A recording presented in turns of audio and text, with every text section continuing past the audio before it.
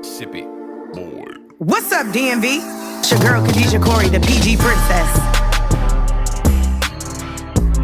LIT106. Y'all know I'm curating the vibes. God already gave you the play.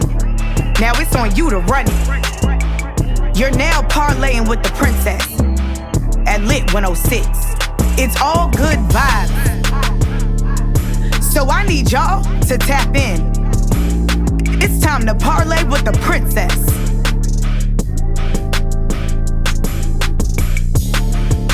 I need all my royal family to tap in.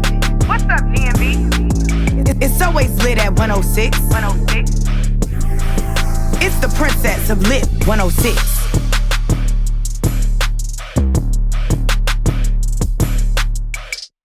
What's up, everybody? Welcome back to Lit 106. You are parlaying with your girl, KHADIJAH CORRIE, and I am so excited today. We got a doctor in the building. Okay, Dr. Keita, how you feeling, girl? Hey, I'm good. How are you? Good. I'm great. I'm so excited you're here. Me too. We are going to talk all things mental health. Of course, it's Mental Health Awareness Month, and we got to bring acknowledgement. So you guys stay locked in and tuned in. We're going to deep dive into this interview very soon. We'll be right back as the princess of Lit 106.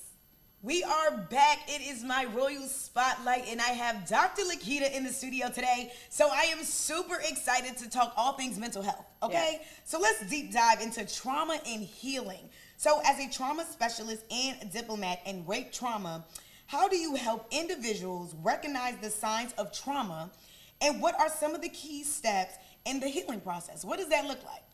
So I help people figure out if they have had a trauma experience by using psychoeducation, right? So I talk to them about what the signs and symptoms of trauma are, which include being exposed to an event that threatens your life, right? Or sexual violence, right? Those are really the key.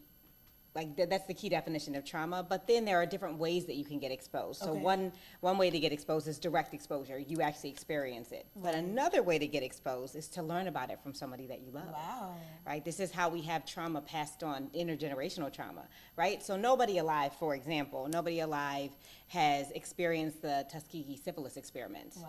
Yet we have trauma from it. Right. Our people have trauma from it because the word has been passed down that you could be experimented on as a black person simply for being a black person. Wow. Yeah. That is so crazy. That's trauma, that's intergenerational trauma that's passed down. Yeah, wow. Well, that's really good information. So what does the healing process look like? So healing from trauma, depending on the trauma and depending on who you are, looks different. So I like to tell people, every body is different. Literally, every body is different, but every brain is different. So two people could go through the same trauma and have two different experiences from that trauma, right? You can go through, two people can be raped, two people can have be in a near fatal car accident. And one person can have some resiliency that another person just doesn't have. Oh, wow. One person might need treatment, therapy, and another person might be fine with venting and doing their normal coping mechanisms. And one is not right or wrong. It's just how your brain processes trauma. Wow. It's just different. Yeah, wow, I can definitely see that. So we got so much to talk about, you guys. Do not go anywhere. Stay locked in. We got a royal spotlight with Dr. Keita. It's the princess of Lit 106. We are back, and I have Dr. Keita in the studio, and we are learning all things mental health for Mental Health Awareness Month. So let's get into a little bit of that culture sensitivity and stigma. So you've spoken at major events about the importance of culture sensitivity and mental health care. So why is it so critical, especially in marginalized communities, and how we can work together to kind of break that stigma? Tell me about that. So it's really important that providers are culturally sensitive and responsive to the needs of the patient. Because even if you belong to the same culture, that doesn't mean that you have the same experiences, right? We're two black women, but we come from different family dynamics. We have different upbringings. We come from different places of the country, perhaps, right? So there are all these things, these layers add to a person, and it's really important that our providers know what those layers are, but also know how we respond generally in certain circumstances, right? 5% of psychologists are black. Wow.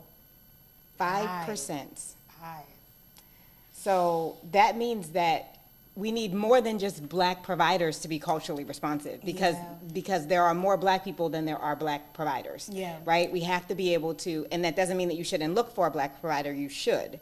However, there might not be an availability. I can tell you at my practice, the Black women are booked and busy, right? We have all kinds of races and genders and sexual orientations in terms of providers, but the Black women are booked and busy. So you might not be able to get in with a Black woman or a Black man at the moment that you need treatments, right? So that's why it's really important for all providers to be culturally sensitive, especially to marginalized communities. They have a different experience in this country than other communities. Yeah, and it's so important that we tap into our culture, our people, and really support in that area. So thank you so much for sharing that. Listen, we're going to be right back. We got a few more to go with this interview. It's the Princess of LIT106.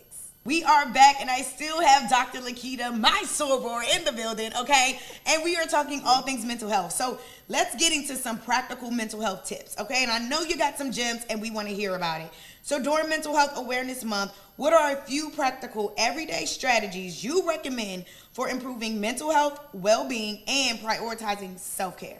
Okay, so I have a few. Okay. One is exercise, move your body. Okay. Right? You don't exercise in whatever way makes you feel comfortable, right? Okay. It doesn't have to be, you don't have to be a runner, you don't have to run marathons. Find an exercise that you think is fun and do it. Okay. Right? I also want you to get sleep.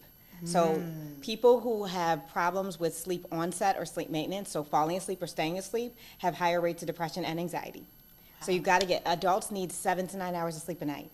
7 to 9, that's the number that comes after 6. And the number that comes before 10. Right. 7 to 9. That's what adults need, right? So the 5 hours of sleep that you're getting is actually impacting your brain significantly. Dang. One thing I'm going to do is sleep. Not everybody. Our listeners are not sleeping. I can tell you, I had a whole speaking tour on sleep, and it was eye-opening the number of people who are getting 3 to 5 hours of sleep per night. Okay, also, I want you to connect with each other, because the research shows that our social relationships help to ward off anxiety and depression, right? And men in particular have this problem. There's actually a whole psychological theory called tend and befriend. And it shows that women tend to have lower rates of anxiety and stress sometimes, because when we are stressed, we reach out, we tend to befriend each other. Right. And men, when they're stressed, they keep it they isolate. They isolate. Wow. Right. That's some good tips. Okay, so we're going to come right back, and I'm sure you got a whole bunch of more tips that we can all keep up with you. Okay. So don't move. We're going to make sure you guys have her information where you can contact her and stay in the know when it comes to mental health. We'll be right back, y'all. It's the Princess of LIT106. We are back, and I thank you guys so much for tapping into my royal spotlight with my soror, Dr. Keita. So I need to know all of the things of where to find you, how we can keep up with you, your website. Just drop it all so we can know where we can get those tips as well. Okay, so I'm mostly on Instagram, although you can find me on Facebook as well, but at Dr. Keita, Dr. L-A-K-E-I-T-A. And you can also, I have a website, drlakeitadcarter.com, and of course, you can come to any of my public events. So this weekend I'll be speaking in Delaware, talking about radical self-care. Yes, you heard that. So Delaware people, you guys need to be in the building. Thank you so much for being here. I appreciate you. Listen, you guys stay locked in. We're going to keep the jams going. You already know it's DMV's new home for hip-hop, R&B, R&P, and throwbacks. It's the Princess of LIT106. It's always lit at 106. 106. It's the Princess of LIT106.